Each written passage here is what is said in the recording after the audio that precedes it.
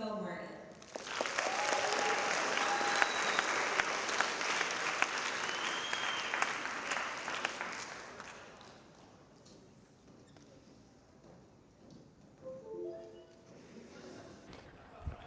Awesome.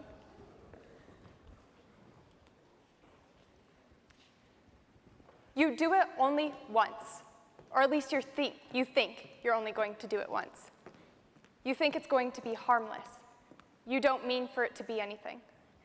But you do it again, and again, until you're dependent on it. Before you know it, you've lost everything, including your own self-control. What image just popped into your mind when I described addiction? Did you see yourself? Someone you love? Was it drugs, alcohol, maybe even a vape? What I bet you didn't picture is a phone. But that's what millions of us see every single day. Phones are the biggest, most glorified addiction in the United States. By the end of this speech, 518.4 million people will have scrolled through social media. Maybe they're procrastinating, handing over their time for content they'll forget in 5 minutes. Or maybe they're not even choosing to scroll. Millions of people online right now don't even realize that their subconscious is trapped in a loop. So let's call it out for what it is.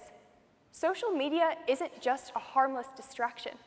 It's designed to keep you coming back over and over. It is the last bastion of human addiction. Now, I chose this topic because addiction is personal to me. My family has been racked by addiction.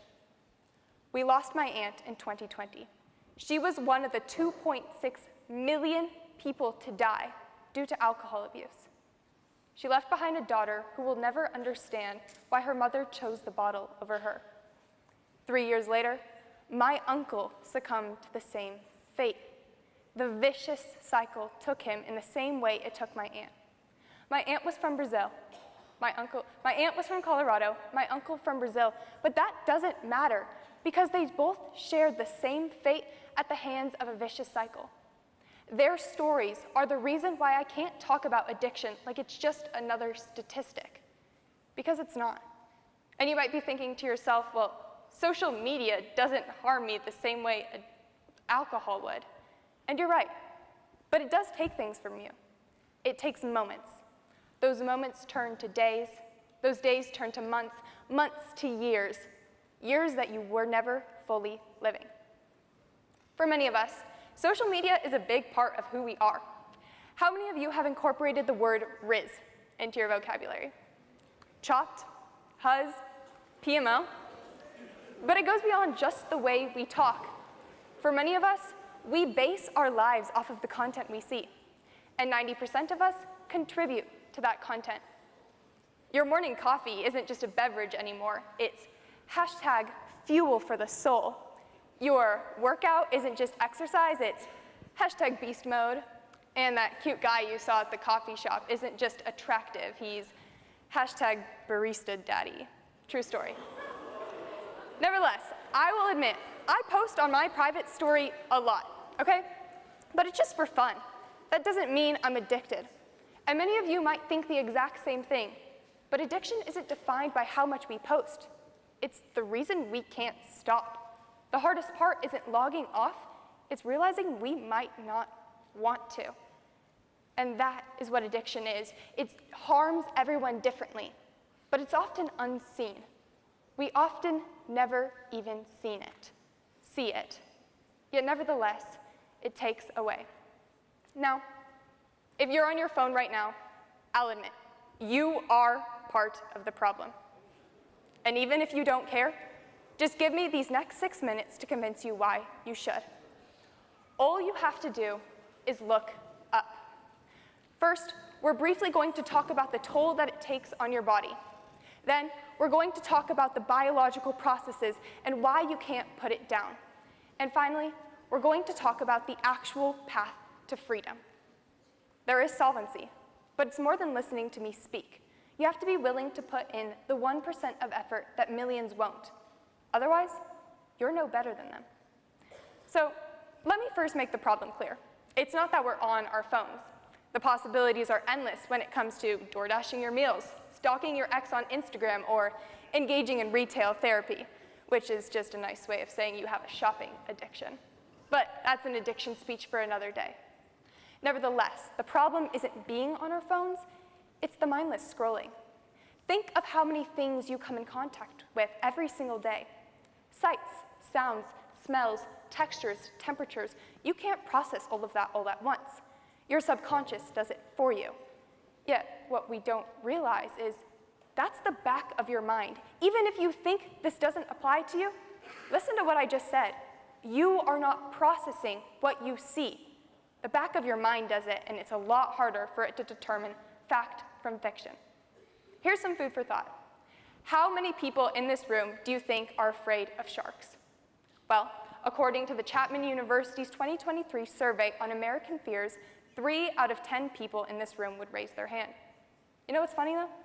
That number is higher than the percent afraid of public speaking, and even those afraid of spiders. Yeah, how many people in here have actually encountered a shark in a scenario that would make them actually have a valid fear of them? I guarantee you that's closer to none. Yet we can thank social media for amplifying that fear. Statistically speaking, you're more likely to die from a vending machine than you are from an actual shark.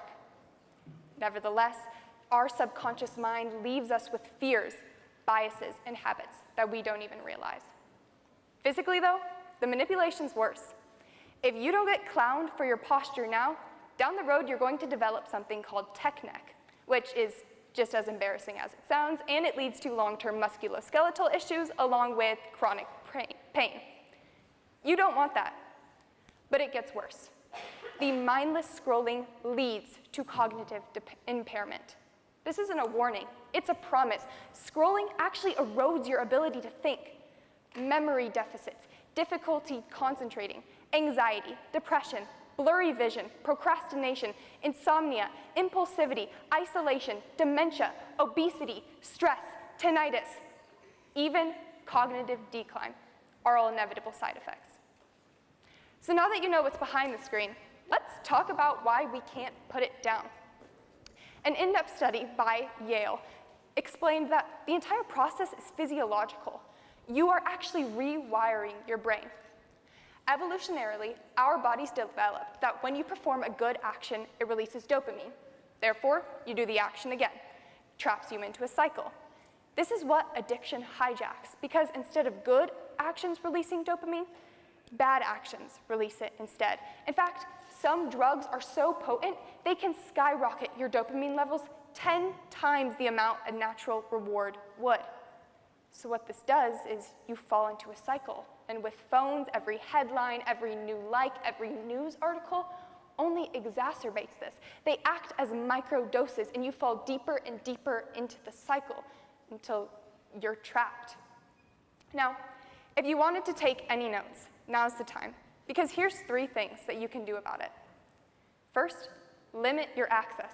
Like I just told you, every notification you get is a microdose of dopamine. So, put your phone on Do Not Disturb. The only notification actually worthy of your attention is a text, probably from your mom. It's quick and easy to change in your settings, and while you're there, limit your time that you can spend on apps.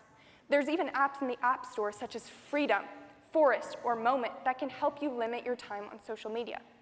But even if that's too drastic, just move around your apps. A couple weeks ago, I put Instagram at the very end of my phone, and the time that it took me to find Instagram was enough for me to realize I didn't even want to be on it in the first place. Secondly, find a replacement. The only thing more harmful than addiction itself is quitting addiction cold turkey. I'm not saying it can't be done, but statistically, it is not my first recommendation.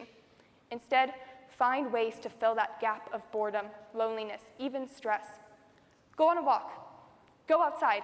Go have coffee with someone, journal, play cards, do a puzzle, exercise, meditate, do yoga. There are so many other things that you can be doing instead of being on your phone. But finally, build a new routine. According to the National Institute of Health, it takes 30 days to build a new habit. So, instead of waking up and getting on your phone, eat breakfast, make a to-do list. Instead of coming home and going and doom scrolling on Instagram, do homework for 30 minutes. Or maybe even just set a time slot between 6 and 7 p.m. every night where you just go outside and get some fresh air. Now, if you know someone struggling with addiction, you have to understand that there is nothing you can do to make them care. Because you can't scream someone into waking up. But what you can do is you can light the path and you can walk it with them.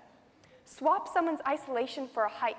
Take them out to coffee instead of letting them fall deeper and deeper into their own habits.